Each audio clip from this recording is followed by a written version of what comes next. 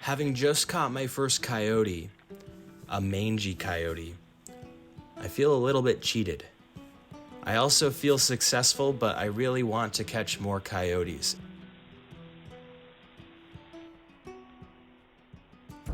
Let's check some traps. Good morning, everybody. It is 7 a.m., 1 degree Fahrenheit. Today is January 11th, and I'm finally starting to feel really awesome about my coyote line. I think I've got some great sets out today, so stay tuned. Okay, this is kind of a weird close call. There's a trail here. If you look directly beside that tree, there's a trail that runs right here. And right here, there's actually a bunch of coyote tracks. Like a bunch of coyote tracks. And actually the trail goes, and right there, in the middle of the trail, I have a set. I have a trap. And the trail goes on. Now that coyote is kind of following this trail. And actually right there, that's the tree the chain or the trap is chained to. He could have figured me out here, but also he could have just been moving through and worked this area a little bit differently this time, because he just went that way. So I don't know. I still think that's a great trap or a great set, and we're gonna leave it. Hopefully something comes down this trail. Next set we're going to is kind of interesting. This is a road that people don't really go down once winter time comes, and it's a public road, and there's a downed tree. We had a nasty windstorm a couple weeks ago, maybe a month ago actually, and I drove down this road. I do a lot of trapping down at the end of this road, and I happened to be halted by a big fallen tree, and I've been keeping tabs on this fallen tree. It's a nice big pine tree, and there's like really thick branches, so I mean it's a total wall across this road, and it has appeared that there's one spot that seems to be where the animals like to cross under it. And so last night I cracked up some more branches, and I really fenced off everywhere but that one spot, and I made a set there. So I'm gonna show you guys that. A lot of critters run this road. Coyotes, foxes, bobcats.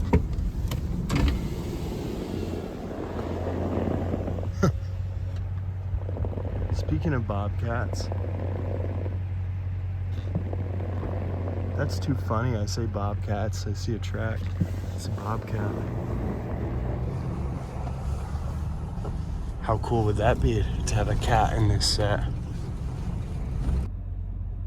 We're pulling up on this location, and you can probably already see what I'm talking about. Right in the middle there. That's where they were going.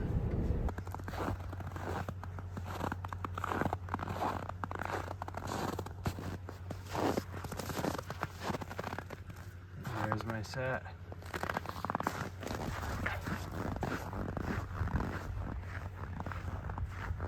I think that's pretty good, given that the bobcat already went through it. If you were watching my videos last year, or have followed my winter predator trapping series, then you may have seen the spot that I'm about to check next. There's a spot where the coyotes come down and cross the road down this steep hill. And last year I was trying to catch them on the other side of the highway after they've crossed. This year, I actually put the trap on the other side where they cross, in the hope that they go across the road once they're caught, because this trap was on a drag and they use this trail pretty frequently. We'll see what happens. I think they were scheduled to use it tonight because it had been 2 nights with no use of that trail. I'm not sure if I'll be able to film this because people behind me on the highway will be flying, trying to get to work. We're gonna do our best. It's coming up. Right there. They have used it. All right, these cars are annoying, guys. People are flying to work on this road.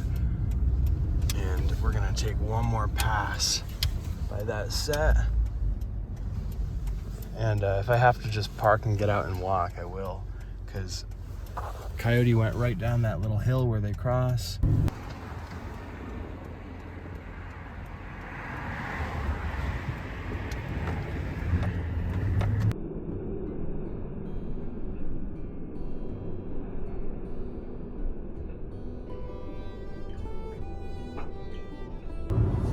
Well, close but no cigar.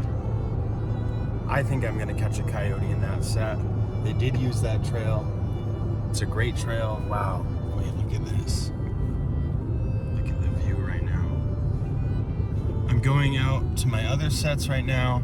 Just drove to the other side of town and see if we have anything going on here. I have some really good sets here as well.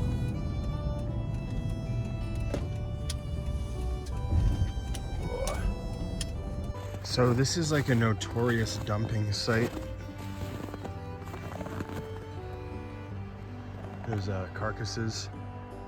It's one of the reasons I'm sure that this mangy coyote was hanging out in the area. And it's the reason I see eagles and ravens often out here. And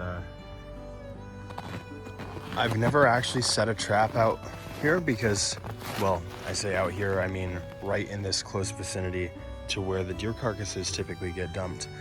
I've never actually set a trap here because I've never wanted to take the chance of catching an eagle or a raven, but I've been watching really closely for years actually and I see where they go.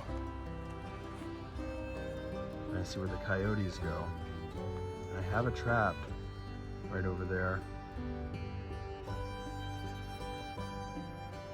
Appears I didn't catch anything, but my gosh, I must have been close. Well, here's a little hack I figured I would share with you guys. I have this stuff called parafilm, and it is like, you know what, let me grab the roll. This is parafilm. It's actually laboratory film. This type of material, it's extremely stretchy, so you can like work at this and make it very thin to the point where it punctures very easily, right?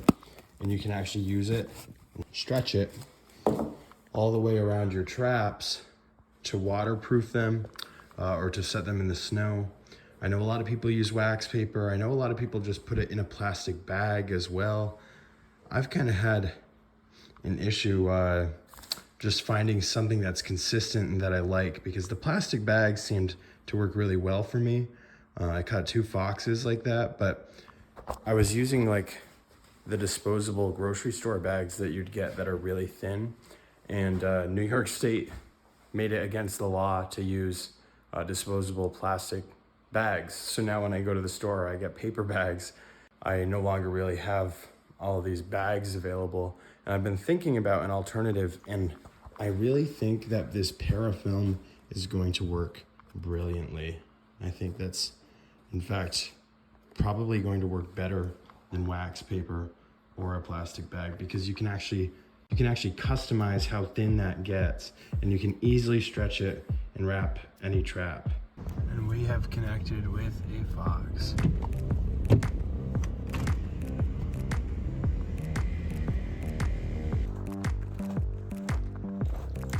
You're okay, buddy. You're okay. You're okay. Hey. You're okay. You're fine. You're fine. You're fine. You're okay.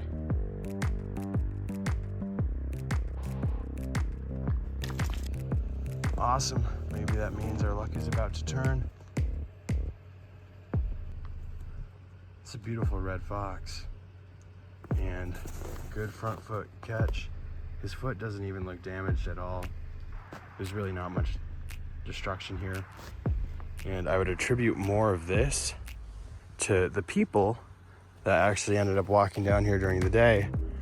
They moved some of my stuff out of the way so they could pass, but my set still worked. I'm here at night because I wanted to make sure I was checking sets like this at least twice a day. I don't need anyone finding a fox that I've caught before me. And so people are coming down here, I guess. I still was able to catch this fox incognito. I'm out of here, and I'm gonna pull the set for now. We may come back and remake this, but I don't want people seeing it. So he stepped there, then he stepped on my trap. Did have a little bit of guiding. Clearly the parafilm worked. This is a beautiful red fox. And I just want to show you the pad of his foot. His foot is not damaged very bad at all. Very happy with that. That little 1 3/4 held him good, and his foot is in great shape. So, oh, beautiful fox.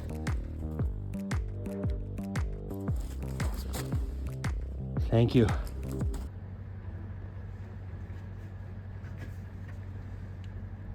Coyote number 2 also has mange, I believe.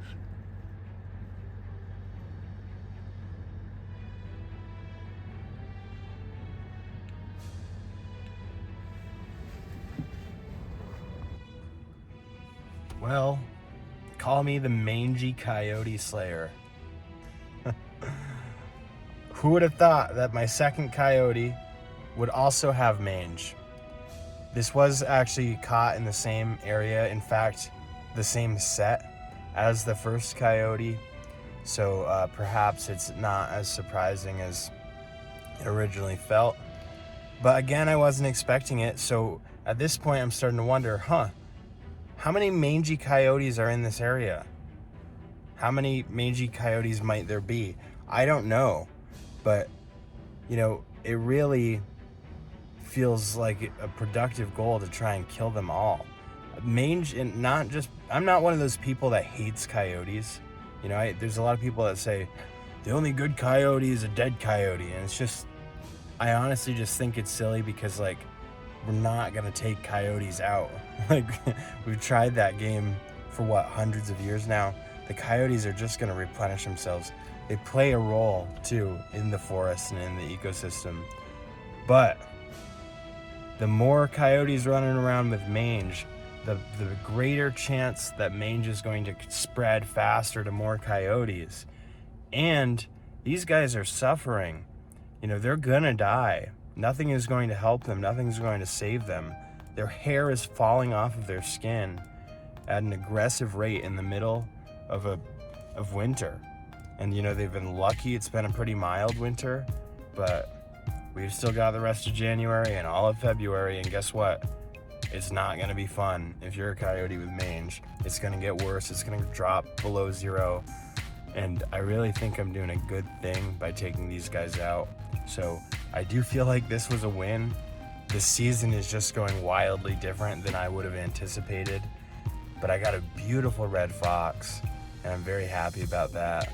So I've definitely never caught a fox and a coyote in the same day. Trapping here in the Adirondacks, I'm like 40 miles from any cornfields or farmland. You know, I'm in the big woods, and we're in big timber, and you know, the weather here is just totally erratic. It'll rise up to 40 degrees tomorrow and then drop down to 6 degrees in the same day, and we'll get freezing rain, we'll get 3 feet of snow, it will melt. And I mean, the trapping conditions are tough, guys. I do this because I love it, and it is challenging to trap here. I mean, it's a daily investment of time to adjust your sets with the weather and with the snow. But another takeaway here is the parafilm worked really well, because the parafilm I used at both of these sets, not only the fox, but also where I caught this mangy coyote. So that's a good tip. You can buy parafilm online. It's laboratory film. And I think it's the best way to deal with this winter trap maintenance stuff when you're trapping in January in the late season. So I'll stop rambling. Hey, if you appreciated this video, give it a thumbs up, leave me a comment. I really appreciate you guys watching and staying tuned on this, and subscribe for more great trapping videos. I'm the ADK Trapper. My name is Garrett, and I will see you in the next one.